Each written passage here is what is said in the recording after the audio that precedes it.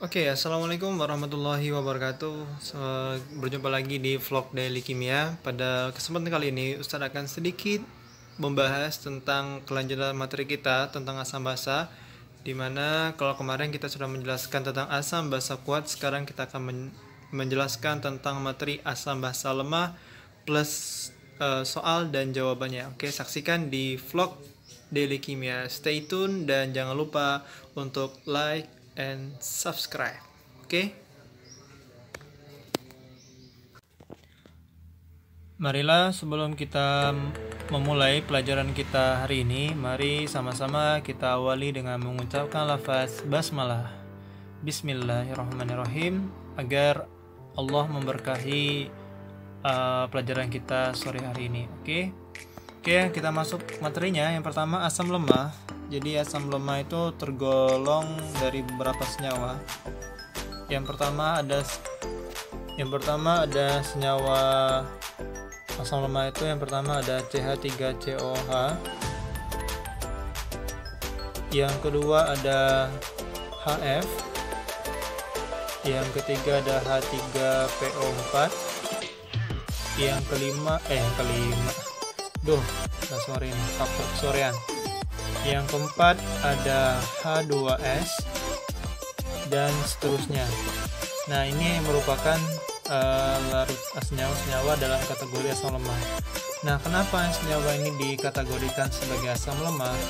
Karena nanti ketika dia mengionisasi senyawa ini menjadi ion, maka H+ yang terbentuk itu tidak sempurna. Karena nilai dari derajat ionisasinya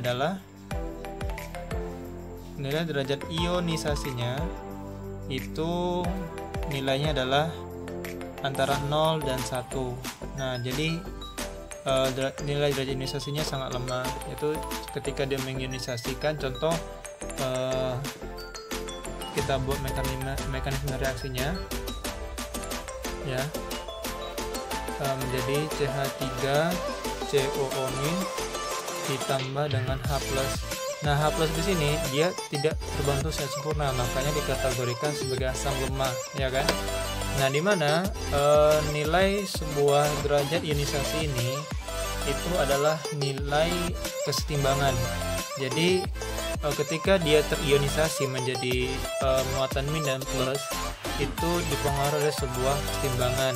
Di mana kalau kita mempelajari kesetimbangan, otomatis kita mempelajari tentang nilai ketetapan kesetimbangan atau Ka. Nah, kalau pada asam lemah, rumusnya Ka itu adalah konsentrasi produk berkonsentrasi reaktan. Dimana kalau kita buka di sini menjadi CH3COO- dikali dengan konsentrasi H+, ya kan, per CH3COOH, ya kan. Nah, ini kalau bentuk dalam asam lemah. Nah, terus bagaimana kita bisa mencari perhitungan konsentrasinya dari rumus ini?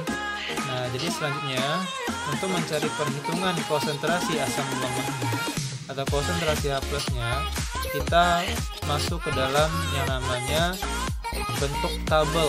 Nah, bentuk tabelnya bagaimana? Nah, bentuk tabelnya itu kalau dia setimbangan, otomatis ada yang dinamakan dengan mula-mula, ya kan. Terus ada namanya terurai atau bereaksi, dan seimbang. Nah, langkah ini itu untuk menentukan nilai konsentrasi H+-nya, ya kan, nilai konsentrasi asam lemahnya dari rumus ini, rumus Ka ini. Makanya kita buat tabel mula-mula, terurai, dan setimbang. Oke, dimana mula-mula ketika dia reaksi setimbang itu dalam keadaan mula-mula, otomatis yang ditulis adalah konsentrasi mula-mulanya, kan. Nah, kalau dalam asam lemah, maka ditulislah namanya konsentrasi larutan asam lemah yang disebut dengan Ma. Ma, terus di sini, ya kan. Oke, di sini juga karena di sini mula-mula di produk tidak ada, lagi di sini juga tidak ada ya kan, mula-mulanya tidak ada. Lalu ketika terurai, nah lihat ketika terurai ingat harus setara ya kan, otomatis rumusnya kalau di laju reaksi dikalikan koefisien kan, mula-mula dikalikan dengan koefisien dari mekanisme reaksinya masing-masing. Tapi kalau ketika terurai, maka yang dimasukkan adalah nilai derajat ionisasinya, yaitu ionisasi dikali dengan MA-nya. Kalau di sini seperti ini, otomatis sebelah kanannya pun juga sama, dikalikan MA-nya juga, ya kan? Nah, masih ingat materi yang sebelumnya tentang laju reaksi, bahwasanya kalau misalkan dalam setimbang, keadaan itu adalah keadaan setimbang di reaktan, maka harus dikurang ya kan, berarti MA dikurang dengan nilai ionisasi dikali MA ya kan. Nah kalau misalkan dalam keadaan produk, dia dijumlahkan ya kan, dijumlahkan. Nah sampai di sini ya, sampai di sini mau dipahami dulu ya tentang mencari konsentrasi, mencari konsentrasi. Nah, konsentrasi H plusnya dari rumus ini. Oke. Nah, tahapan pertama kita mulai dengan bentuk tabel yang pertama, yaitu ada mula, terarai, dan setimbang. Sampai di sini kita berubah bentuk tabel ini ke dalam bentuk KA-nya. Caranya bagaimana? Berarti KA sama dengan produk per reaktan. Anggaplah ini sama-sama H plus ya. Ini sini H plus, di sini juga H plus per reaktan. Reaktannya berapa? MA dikurang MA ya kan. Ini kita kalikan, jatuhnya seperti apa? Konsentrasi H plus pangkat 2. Sip. Nah ini kita sederhanakan bentuknya. Kita sederhanakan bentuknya menjadi MA ya, MA dikali dengan 1 dikurang nilai ionisasi. Kita sederhanakan. Nah lalu kita sudah dapat nilai konsentrasi H plusnya ya kan. Maka kita keluarkan nilai konsentrasi H plusnya. Konsentrasi H plus kuadrat sama dengan kalikan silang ya kan, berarti Ka dikali dengan Ma 1 kurang nilai ionisasi ya kan. Banyak sekali ionisasinya. Nah, dimana kalau ingin menghilangkan pangkat 2 otomatis harus diakarkan ya kan. Di sini diakarkan, di sini juga diakarkan menjadi konsentrasi H plus. Konsentrasi H plus di sini menjadi akar Ka dikali Ma 1 dikurang nilai dari ionisasinya. Ingat, nilai ionisasi itu adalah antara 0 dan 1. Makanya nilai ionisasi di sini itu bisa kita abaikan karena nilainya sangat kecil. Makanya bisa ditulis nilai konsentrasi H plus adalah akar Ka dikali Ma. Nah ini rumusnya. Jadi untuk mencari nilai konsentrasi H plus, rumusnya adalah akar Ka dikali Ma dari tahapan-tahapan yang di atas tadi. Oke, sudah dipahami dulu. Oke, rumus yang pertama tadi sudah dapat, konsentrasi H plus dikali Ka dikali Ma, akar Ka kali Ma. Yang kedua, untuk di asam lemak sendiri itu ada rumus yang kedua, yaitu mencari derajat ionisasi. Tadi kita mencari konsentrasi H plus, sekarang kita mencari derajat ionisasinya. Nah, bagaimana mencari derajat ionisasi? Bagaimana caranya? Caranya dengan menggunakan rumus konsentrasi H plus sama dengan derajat ionisasi dikali dengan M. H Ka. Ini rumusnya ya. Bukan kita tidak menggunakan yang ini, tidak bisa, karena untuk derajat ionisasi sendiri dia tidak menggunakan tetapan setimbangan. Jadi kita pakai rumusnya adalah derajat ionisasi kali Ma. Berarti mencari derajat ionisasi sama dengan konsentrasi H+ per Ma. Ini rumus yang kedua.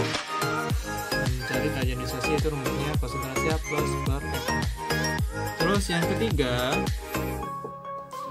kita mau tahu antara hubungan ya derajat ionisasi dengan nilai Ka-nya. Nilai Ka-nya. Kita mau mencari tahu hubungan ya. Jadi jangan hubungan orang saja, tapi kita mencari tahu hubungan yang lain ya. Yaitu hubungan antara nilai Ka dan nilai ionisasinya sendiri. Ingat, semakin besar nilai Ka, maka semakin besar pula nilai derajat ionisasinya.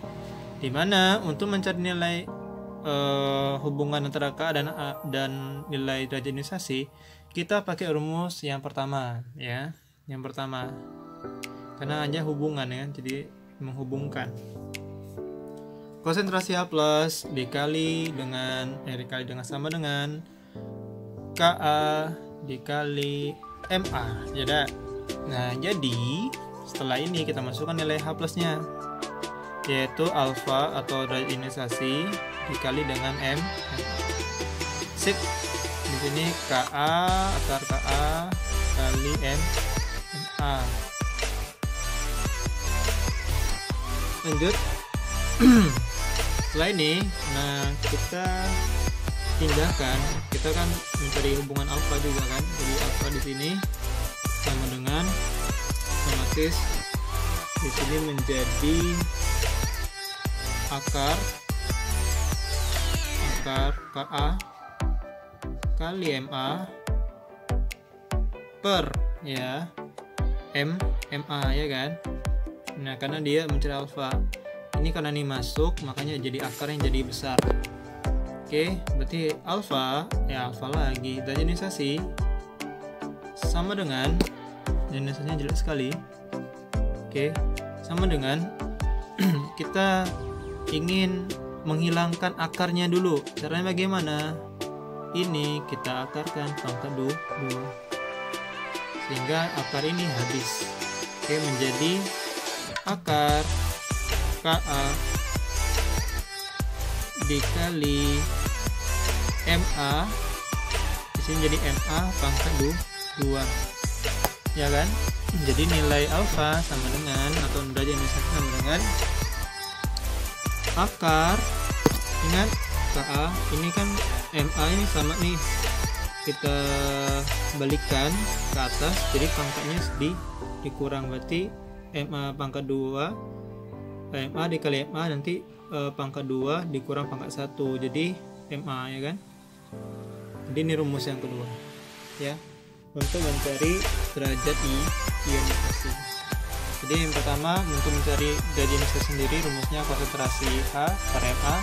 Yang kedua untuk mencari derajat ionisasi apabila diketahui hubungan dengan Ka-nya. Oke, pahami dulu rumusnya. Berarti ini adalah rumus yang ketiga. Oke, ini rumus yang kedua dan ini rumus yang pertama. Nah, bagaimana untuk basa lemah? Nah, untuk basa lemah sendiri sama aja, prosesnya sama. Jadi untuk basa lemah itu sama prosesnya.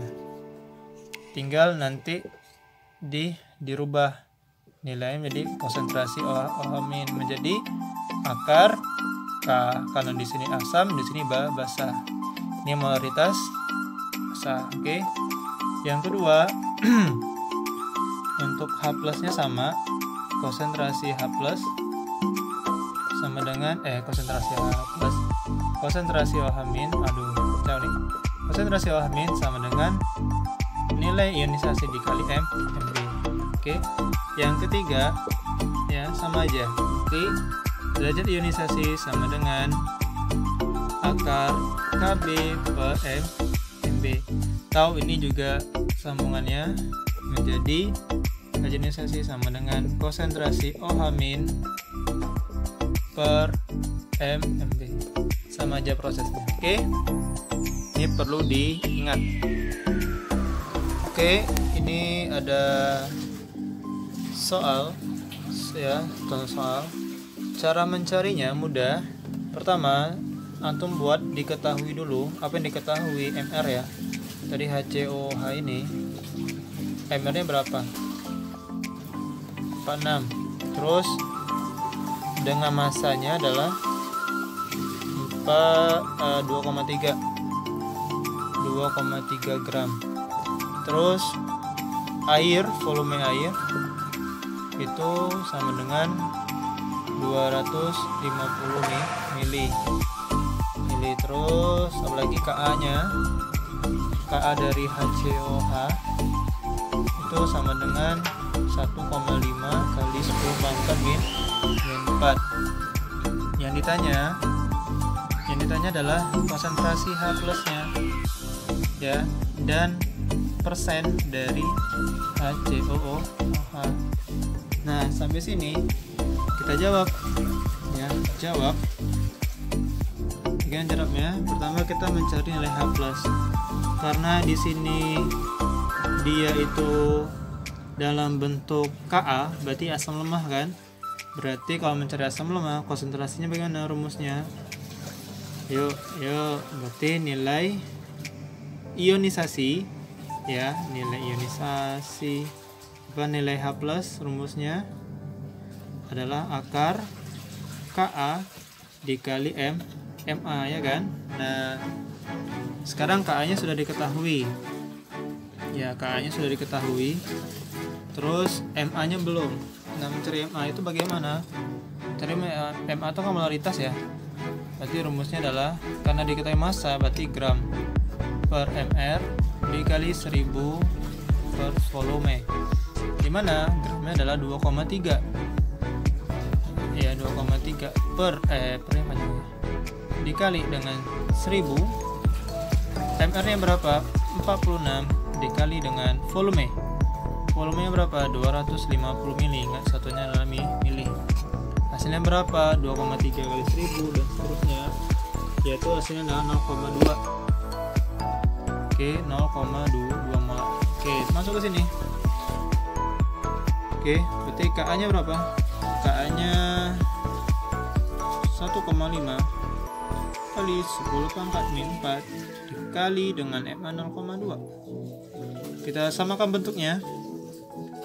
Berarti 1,5 dikali 10 pangkat min 4 dikali dengan 2 dikali 10 pangkat min 1. Oke, sama dengan panjangin ya.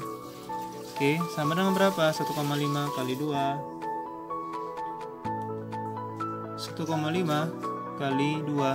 Sebentar, 1,5. Salah soal kita. Berarti 1,8 ini. 1,5, 1,8. Salah soal lagi kita, 1,8. Ini 1,8. Oke. Berapa 1,8 dikali 2 kali 10 pangkat min 1? Jawabannya adalah 3,6 akar dari 3,6 dikali 10 pangkat min 4 tambah 1 jadi min 5. Oke. Berapa akar 3,6 kali 10 pangkat min 5? Jawabannya adalah berapa? 6 dikali 10 pangkat 6 dikali 10 pangkat min 3 kalau nggak salah.